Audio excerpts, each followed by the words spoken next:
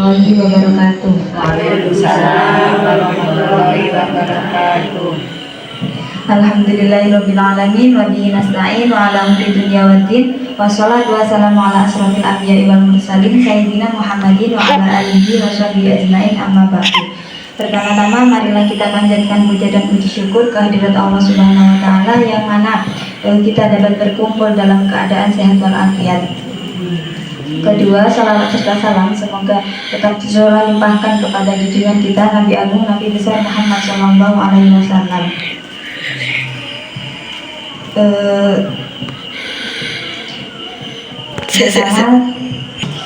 Pertama-tama saya ucapkan terima kasih kepada ibu-ibu semua yang sudah menyempatkan waktunya untuk acara ini.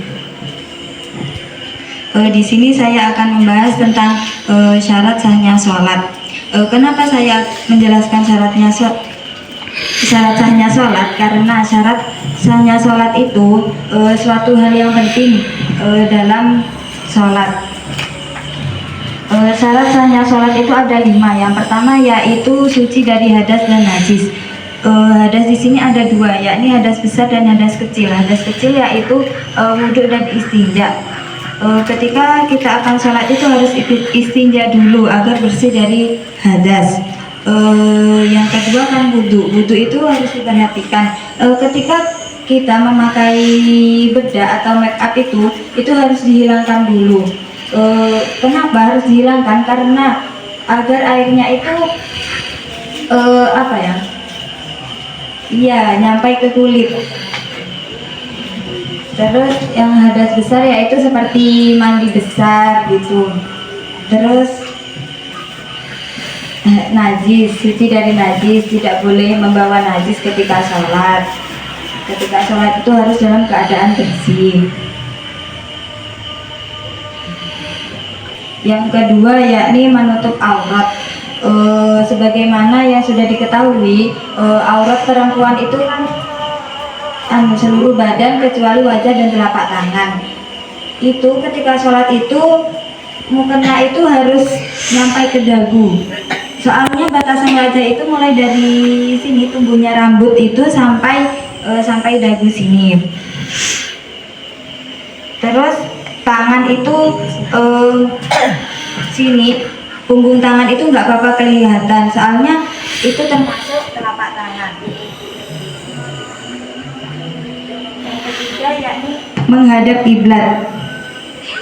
Sholat itu harus dilakukan dengan menghadap kiblat kecuali dengan keadaan tertentu seperti perang. Kan sekarang kita nggak ada perang, jadinya kan sholat menghadap kiblat terus. Yang keempat yakni telah masuk waktunya sholat. Sholat itu harus dilakukan pada waktu yang sudah ditentukan. Ketika sudah azan asar berarti itu sudah masuk waktunya asar. Terus yang kelima yakni niat.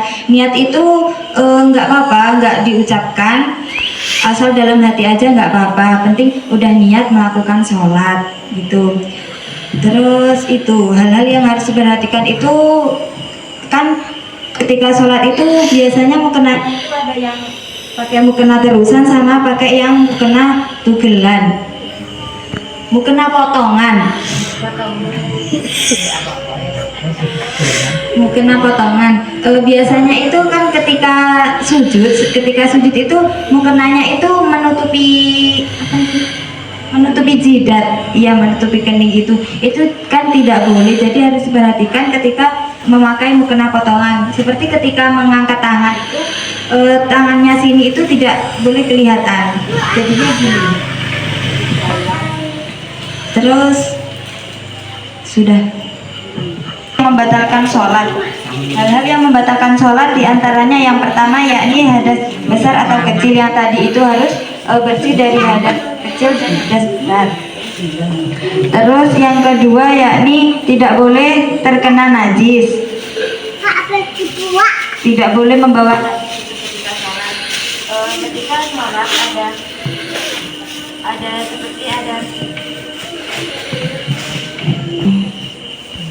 ada itu tahi cicak seperti di sajadah itu harus dihilangkan dulu, nggak boleh dipakai sajadahnya.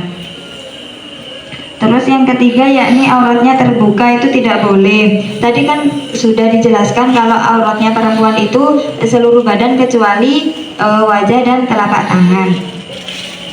Terus yakni berbicara dengan sengaja itu kan tidak boleh. Terus yang selanjutnya bergerak banyak selain gerakan sholat kan. Bergerak itu tidak boleh lebih dari 3 kali. Ketika bergeraknya itu begini, bergeraknya itu begini, seumpama yang gatal di daerah kepala sini ya, itu nggak apa-apa begini, diem, terus ini cuma satu begini, itu nggak apa-apa banyak-banyak itu kalau gerak. Kalau gini-gini itu tidak boleh, itu lebih dari 3 kali.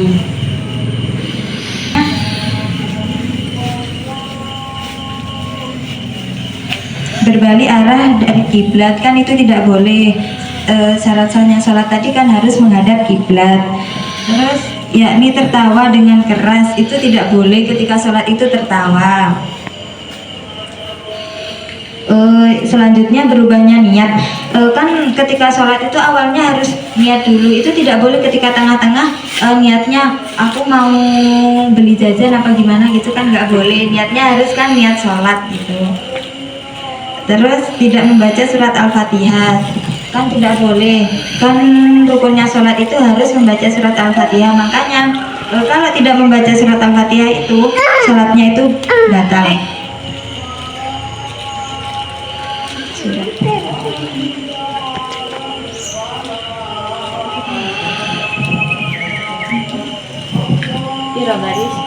Kurang 1 menit. Siti. Kesimpulannya yakni syarat sahnya sholat itu ada 5. Yang pertama itu bersih dari hadas dan najis. Yang kedua yakni menutup aurat. Yang ketiga menghadap kiblat. Yang keempat telah masuk waktu sholat. Yang kelima yakni niat. Terus yang membatalkan sholat yakni berhadas besar atau kecil, yang kedua terkena najis, yang ketiga auratnya terbuka, yang keempat berbicara dengan sengaja, terus bergerak, tertawa, terus berubahnya niat. Sekian dari saya. Terima kasih atas waktunya. Wassalamualaikum warahmatullahi wabarakatuh.